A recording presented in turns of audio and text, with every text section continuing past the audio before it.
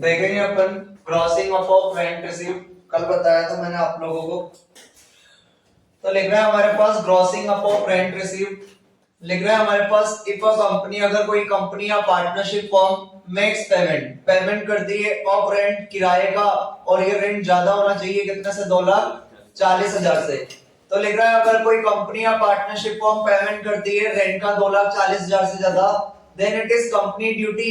तो जो भी कंपनी है या पार्टनरशिप फर्म है उसकी ड्यूटी है कि वो टैक्स को काट ले। कितने परसेंट से? 10% से पेमेंट में से। यानी मान लो किसी कंपनी का रेंट है 3 लाख रुपए साल का, तो 3 लाख में से उसको 10% तो काटने पड़ेंगे। यहाँ पर डिडक्टेड टैक्स एट सोर्स, इसको अपन बोलते हैं TDS। यानी वो TDS काट लेगी 10% से, बाकी जो 90% का पेमेंट बचेगा हमारे पास, वो पेमेंट कर देगी मकान के मालिक को। यानी किसको? ऑनर को। तो अगर किसी कंपनी का या पार्टनरशिप फर्म का रेंट 2,40,000 से ज्यादा होता है तो 10% काट लेती है, और ये 10% डिपॉजिट करा देगी किसको? गवर्नमेंट को। Tax deducted at source is deposited in treasury, यानी सरकारी खजाने में डिपॉजिट करा दिया जाता है। तो जो 10% का टैक्स है तो सरकारी खजाने में डिपॉजिट करा दिया जाएगा, लेकिन जो 90% का पेमेंट है वो किसको पे कर दिया जाएगा? ओनर को। जो प्रॉपर्टी का ओनर होगा उसको पे कर दिया जाएगा। ग्रॉस अप कैसे करते हैं? कल ही अपन ने देखा था ग्रॉस रेंट कैसे निकालते हैं। जो भी अमाउंट अपने को मिला था कल 2,43,000 डिवाइड बाय 90 इंटू 100 करा दो तो कितना आया था? 270। Yes sir. तो इसको अपन क्या कर देते हैं? ग्रॉस अप कर देते हैं। 2,43,000 का कल अपने को रेंट मिला था क्वेश्चन के अंदर, क्वेश्चन नंबर 11 के अंदर। डिवाइड बाय 90 मल्टीप्लाई 100 करके देखा तो ये 2,40,000 की लिमिट से ज्यादा जा रहा था। तो फिर अपन ने रेंट 2,43,000 नहीं काउंटर करा था, अपन ने काउंट कितना करा था? 2,70,000। ठीक है। इसी के ऊपर एक और क्वेश्चन बेस्ड है, देखेंगे अपन क्वेश्चन नंबर 15, वो भी इसी के ऊपर बेस्ड है। वहां पे भी अपन 15 में हमारे पास लिख रहा है mister Rakesh is owner of 2 houses. Rakesh के पास 2 घर है, तो 2 घर बना देते हैं अपन।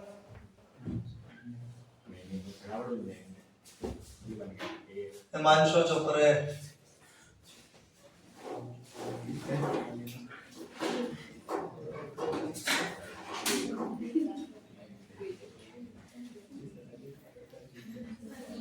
तो लेगा mister Rakesh is owner of 2 houses, out of it first house, पहला वाला घर, it let out to his employer, हमने अपने मालिक को ही किराए पर दे रखा है, और 8,000 पर मंथ, 8,000 रुपए महीने के हिसाब से हमने हमारे मालिक को ही घर पे दे रखा है। तो LOP हो गया 8,000 रुपए महीने के हिसाब से दे रखा है।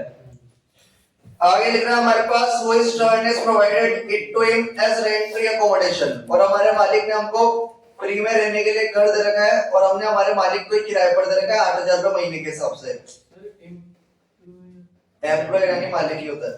He obtained a loan of rupees 15 lakh, हमने इस घर को बनाने के लिए लोन लिया था 15 लाख का। तो हमने इस घर को बनाने के लिए लोन लिया है 15 लाख रुपए का। अभी बात करेंगे ना, पहले क्वेश्चन पढ़ लो, बीच में बोलो मत।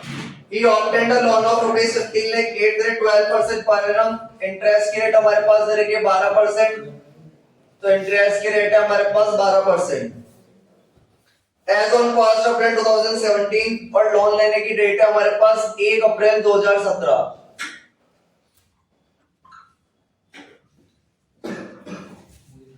टू परचेज फर्स्ट हाउस, पहला घर खरीदने के लिए अपन ने 15 लाख का लोन लिया था, और 12% से 1 अप्रैल 2017 को। He obtained a loan of rupees 10 lakh, पहला वाला घर अपन ने खरीदा है। ठीक है।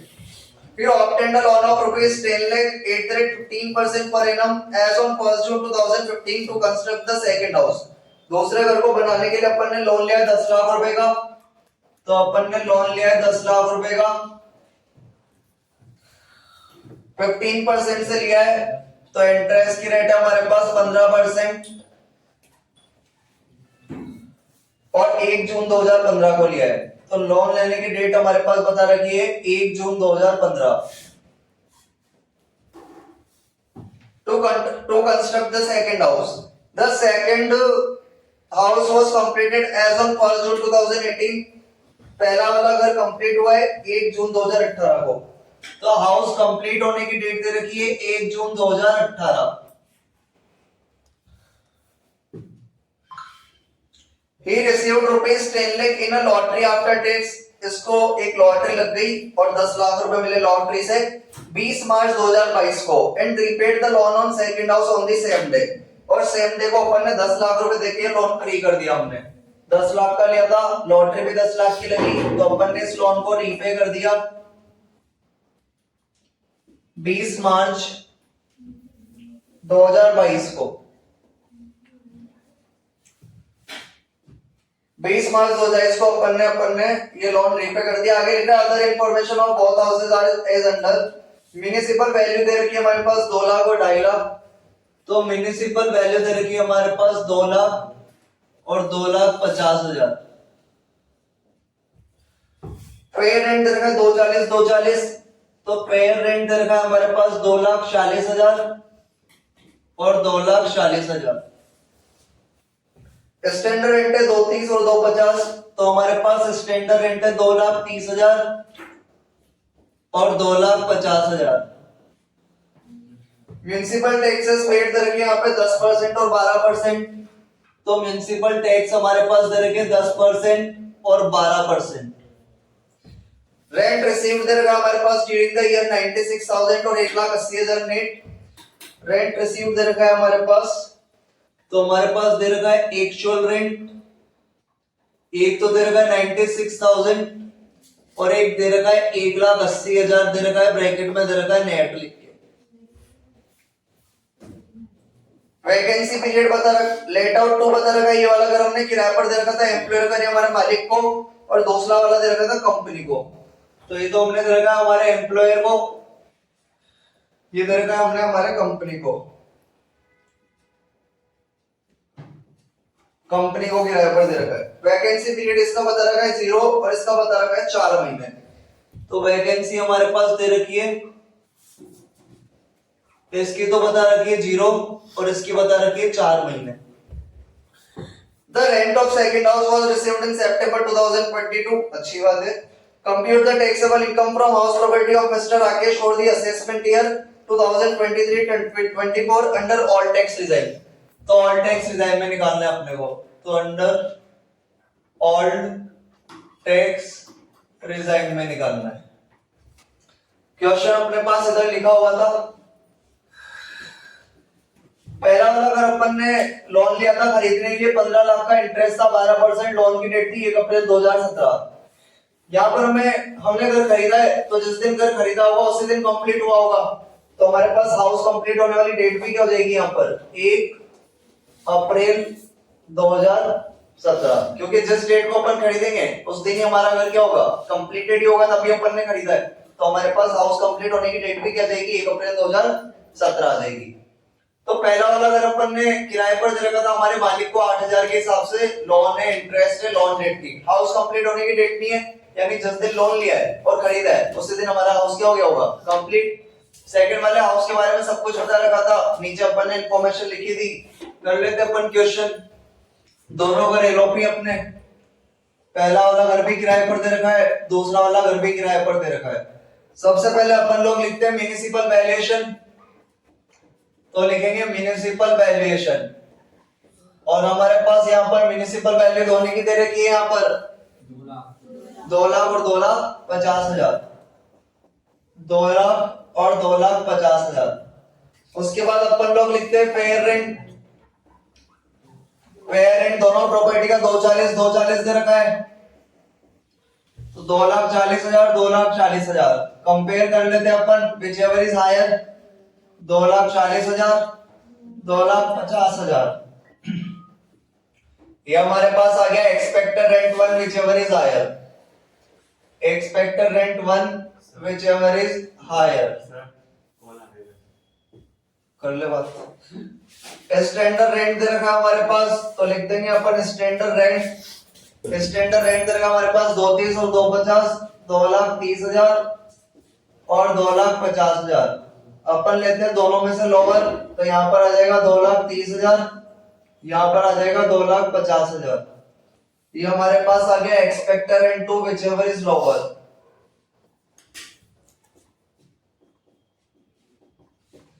इसके बाद अपन लिखते हैं एक्चुअल रेंट। तो एक्चुअल रेंट हमारे पास फर्स्ट वाली प्रॉपर्टी का दे रखा था 96,000, लेकिन यहाँ पर भी वही वाली बात आ गई, दूसरी वाली प्रॉपर्टी से हमारे पास रेंट है 1,80,000 और ये वाला घर अपन ने किसको किराए पर दे रखा था? कंपनी को। हमारे पास हमें जो रेंट मिला है वो मिला है दूसरी प्रॉपर्टी से 1,80,000 और पहली वाली प्रॉपर्टी तो खाली रही नहीं थी, लेकिन दूसरी वाली प्रॉपर्टी खाली रही थी कितने महीने? 4 महीने। यानी ये जो रेंट दे रखा है ये कितने महीने का है? वेरी गुड, 8 महीने का। तो हम इसको कितने महीने पे ले जाएंगे? 12 महीने पे। कितना आ गया? 2,70,000 आ गया। अपन ने कंपनी को किराए पर दे रखा है तो 270 रेंट बन रहा है अपना, जो कि कितने से ज्यादा है? 2,40,000 से। 2,40,000 से ज्यादा है, यानी ये वाला जो रेंट है ये केवल कितने महीने का होगा? 90 का। उल्टा कर दिया यार। हमें जो रेंट मिला था यहाँ पर कंपनी से 1,80,000, ये केवल कितना परसेंट होगा? 90 मल्टीप्लाई 100 करके देखो कितना आ रहा है? 2 लाख। अब हमें जो रेंट मिला है कंपनी से वो मिला है 2 लाख रुपए, तो ये केवल कितना महीने का है? 8 महीने का। तो इसको कितने महीने को बना दो? 12 महीने पे। कितना आ रहा है? 3 लाख। वो तो कैसे भी करो 3 ही आएगा, बस वो सही वाली बात है। हमें जो कंपनी से रेंट मिला होगा वो कितना मिला होगा? 1,80,000। कितना परसेंट काट के? 10% काट के, यानी केवल कितना परसेंट मिला होगा? 90। तो इसको कितने पे लगे? 100 पे। तो कितना आ गया ये? 2 लाख। लेकिन यहाँ पर लिख रहा है सेकंड वाली प्रॉपर्टी कितने महीने खाली रही थी? 4 महीने। यानी जो रेंट है केवल कितने महीने का है? 8 महीने का। और अपन जो एक्चुअल रेंट यहाँ पर लिखते हैं वो कितने महीने का लिखते हैं? 12 महीने का। तो 12 महीने का अपन ने बनाया तो कितना आ गया? 3 लाख। 2,40,000 से ज्यादा है ये।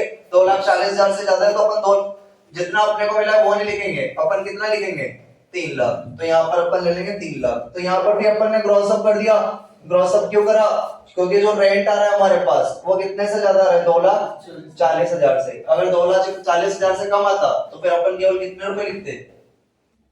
1,80। 1,80 को 8 महीने से 12 महीने का बना देते अपन, और जो भी हमारे पास वैल्यू आती 2 लाख क्या आ रही थी ना शायद, कि 270 आ रही थी। हाँ, तो फिर भी 2,40,000 से ज्यादा जा रहा है। तो हर केस के अंदर 240 से ज्यादा जा रहा है, तो जो भी वैल्यू आएगी हमारे पास वही लिखनी है अपने को। तो यहाँ पर 270 बोल लो। 270 अगर हमारे पास 8 से 12 पे ले गए, ये 90% है, इसको 100 पे ले जाओगे तब भी हमारे पास कितना आएगा? 3 लाख। तो कैसे भी करोगे 3 लाख ही आना है। तो यहाँ पर अपन ने एक्चुअल रेट लिख दिया कितना? 3 लाख। ग्रॉस अप कर दिया अपन ने। लेस कर देते हैं अपन unrealised rent, self occupied rent, value facilities कुछ है नहीं तो कंपेयर कर देंगे अपन इन दोनों के अंदर। दोनों में कंपेयर करेंगे तो हमारे पास आएगा expected rent 3 whichever is higher। तो दोनों में से हायर ले लेंगे। 2,30,000 और 3 लाख। लेस कर देंगे अपन वैकेंसी पीरियड। फर्स्ट वाली प्रॉपर्टी तो खाली रही नहीं थी और सेकंड वाली प्रॉपर्टी खाली रही थी 4 महीने। तो हमारे पास 3 लाख रेंट है 12 महीने का। 4 महीने का वैकेंसी का रेंट आ जाएगा 1 लाख। तो हमारे पास 1 लाख रेंट आ गया वैकेंसी का।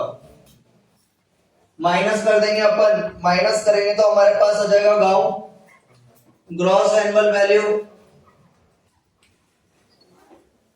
माइनस करेंगे 230 में से 0 गया 2,30,000। 3 लाख में से 1 लाख गया 2 लाख। लेस कर देंगे अपन म्युनिसिपल टैक्स।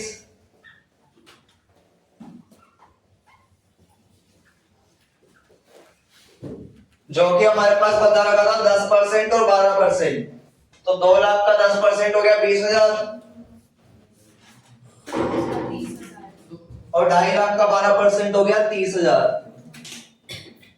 आगे हमारे पास 9 2,10 और 1,70।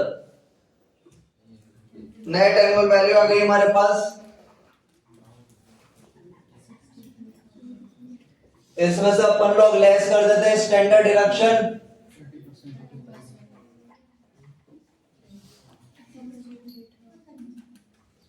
%30 ऑफ एनएवी और 2,10 का हमारे पास 30% होता है 63। हाँ वही 63। और 1,70 का हो जाएगा 50। 51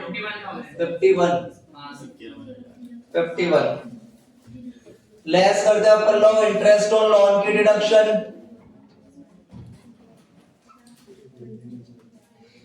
इंटरेस्ट ऑन लोन की डिडक्शन लेस करते हैं। ये वाला घर तो अपना 1 अप्रैल 2018 के पहले ही कंप्लीट हो गया।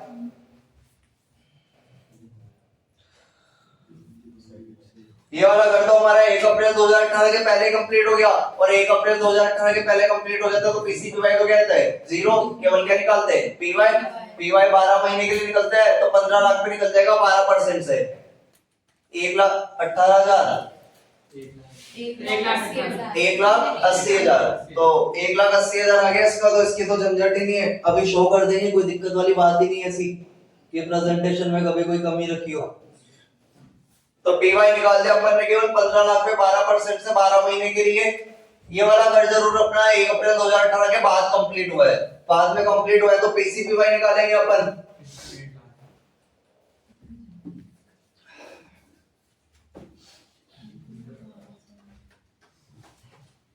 तो निकाल देंगे अपन पीसीपीवाई। पीसीपीवाई हमारा लोन का अमाउंट था 10 लाख, मल्टीप्लाई रेट थी हमारे पास 15% सेकंड हाउस पे, और फीचर फिक्स रहता है कितना? 1/5। पीरियड निकालना है, बता रखा आप लोगों को लोन लेने की डेट से, और लोन लेने की डेट हमारे पास बता रखी है 1 जनवरी 2015 से हाउस कंप्लीट होने के जस्ट पहले वाला 31 मार्च, और हाउस कंप्लीट हो रहा है हमारा 1 जून 2018। इसके जस्ट पहले वाला 31 मार्च हमारे पास आएगा, 31 मार्च 2018। कितने महीने होंगे?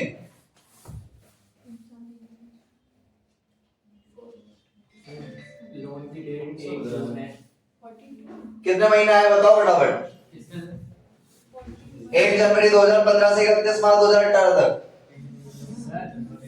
1 जून है वो लोन की डेट। अच्छा जून है क्या? 1 जून मैंने गलत लिख दिया क्या यहाँ पे? यहाँ गलत लिख रहा है क्या? जून ही करना है, और ये भी जून ही था।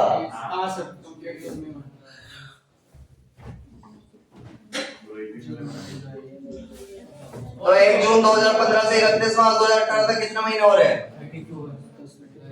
34। पक्की बात? निकालो कितना इंटरेस्ट आ रहा है। कैलकुलेशन सही कर लेना भाई। 85,000 अपन पीवाई निकालते हैं, आप लोगों को मैंने डेट भी लिखा रखी है। अपन जो पीवाई निकालते हैं वो निकालते हैं 1 अप्रैल 2022 से 31 मार्च 2023 तक के लिए, यहाँ तक ही निकालते ना। लेकिन अपन ने तो यहाँ पर लोन 1 अप्रैल 2022 से पहले ही फ्री कर दिया। क्या 1 अप्रैल 2022 से पहले ही फ्री कर दिया? तो फिर पीवाई का इंटरेस्ट निकलने वाला नहीं है, क्योंकि अपन ने 1 अप्रैल 2022 से पहले यहाँ पर लोन क्या कर दिया है? खत्म कर दिया है। तो हमारे पास इंटरेस्ट आ गया यहाँ पर सेकंड हाउस का 85,000, तो अपन माइनस कर देंगे 85,000। तो फाइनल आंसर आप लोग बता दो मुझे।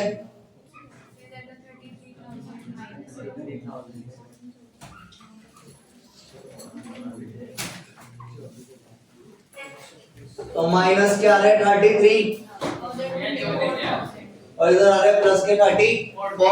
दोनों का टोटल करेंगे तो देखो फाइनल आंसर दे रखा होगा 1,000 प्लस का। ये आ रहा है।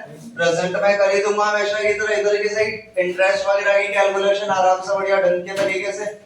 बाकी क्वेश्चन में हमारे पास अगर आप लोग ढंग से देखोगे तो कुछ भी नहीं था। एक तो ये वाला आइटम था 3 लाख वाला जो आप लोगों को करना था कैलकुलेट, और एक हमारे पास इंटरेस्ट और लोन में दिमाग लगाना था कि हमने पहला घर जितनी तारीख को लोन लिया है उतनी तारीख को खरीदा है, मतलब उसी टाइम पे क्या हो गया? कंप्लीट।